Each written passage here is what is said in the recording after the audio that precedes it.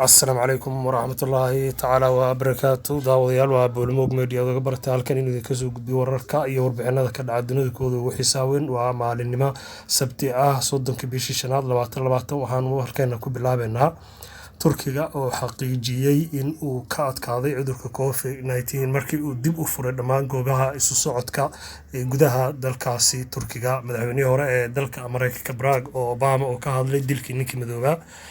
شيخي أما إمامكي مسجد كبركيسن قدس شيخ أخريم صابري أو إذا ماذا سدون كيهود كلا بحين جورجيسا مع النماذج شلع هاد فضلا نديت هاي مركي وجورسان نسوب بوقته سبسكرايب صار جنرال كا جنبلان كانوا فرادي ومعسن haddaba daawadayaal waxaanu warkeena ku bilaabeynaa duhurnimo waxaa gurigiisa lagala baxay maalinimadii shalay oo ku aadneed 29 bishii shanaad 2020 sheekha amaba imaamkii weynaa ee masjidka barakeysan ee Qudus Sheikh Agrima Sabiri kaasoo la sheegay inay ka haysteen ciidamada sirdoonka ee dalkaasi Israa'iil horaantii sanadkan amaba bilowgii sanadkan bishii January ayay ahayd marka ay sirdoonka Israa'iil ku soo rogeen sheekha inaanu muddo 4 bilood ah booqan karin amaba aanu ag dhigi karin masaajidka dhamaa ee imaamka ka ahaa waa masjidka barakeysan ee ku yaala dhulka Falastiin ee Qudus Israa'iil ayaa waxa ay qabsatay dhulkani sanadii 1976 dagaal ku dhaxmaray iyaga iyo Carabta ayay kula wareegtay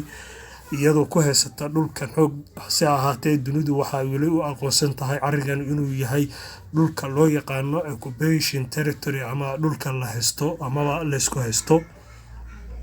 sheekhan ayaa waxa uu ahaa muddo dheer sheekhiisu tujinayay amaba imaamka ka ahaa masaajidkaasi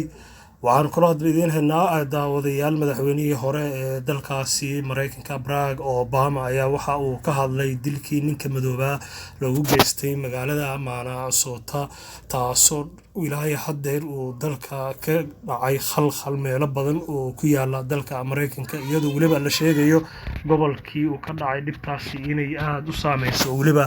ay gaartay in la isbilaqaysto Obama ayaa bartiisa Twitter-ka waxa uu ku soo qoray waa arrin muruga leh waxaana la qaybsanaya arrintan murugada iyo naxdinta isugu jirta ayuu yiri malaayiinta ama shucuubta malaayiinta kor u dhaaftay oo qulubtooda ilaahay hadeer ka tirmila ayuu yiri dhibka ka dhacay halkaasi iyadoo uu sarkaal u geystay nin dhalinyaro oo ruuga ka saaray qoorta ilaa uu nafta kaga qaaday ayuu yiri taas oo aan marnaba naga bixaynin qulubteena ayuu yiri waxaan kula deenaynaa daawadayaal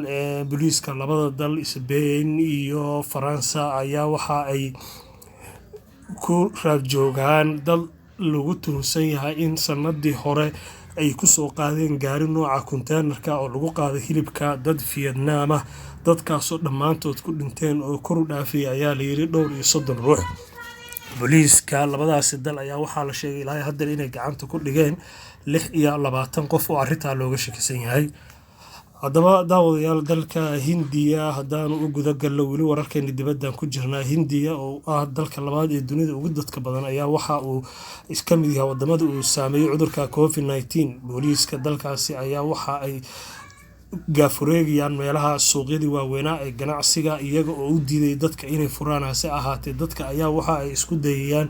inay awaamirta dawladda ka soo horjeestaan oo ay dhammaan dib u furtaan goobahoodii ganacsiga yaryara Hindiya oo loo sheegay inay yihiin dadka ugu saboorsan dunida uguna tirada badan waxaan idin haynaa oo kale daawadayaal haddaba dalka Turkiga ayaa waxa uu xaqiijiyay isagu inuu ka adkaaday cudurka COVID-19 Turkiga uu ka mid yahay wadamada safka hore kaga jira ama 10 dal ee ugu horeeya cudurkan uu saameeyay ayaa waxa uu soo bandhigay in uu furay dhammaan isu socodkii gudaha dalkaasi isagoo furay goobihii tareemada laga raacay dhammaan gudaha dalka waxaana uu xaqiijiyay in uu arrintaasi xakameeyay markii uu ka hadlay madaxweynaha iyo wasiirka caafimaadka ayaa waxa ay amar ku bixiyeen in dib loo furo dhammaan goobihii ganacsiga haddana waxa ay fureen dhammaan goobihii dhaqdhaqaaqa ee gaadiidka sida tareemada iyo basaska isaga kala gooshi jiray gudaha dalka arrintan ayaa waxay tahay arrin guul ah ayaa la leeyahay Turkiguna oo awood u yeeshay inuu cudurkaani ka hortago ama uu faafidiisa joojiyo haddaba daawadayaal waxaa isu soo hortoomay xarunta leedahay jariidada CNN ee ku taala magaalada Texas dad mudaharaadaya dadkaasoo ka mudaharaadaya amaba muujinaya kacdoonkii ka dhashay dilkii loo geystay wiilkii madowga ahaa ayaa weli waxa uu kasii socdaa Mareykanka. waa Boolimoog Media tan iyo kulanti dama oo xiiso leh fadlan ha ka maqnaan nala soco fiidiyoyadeena.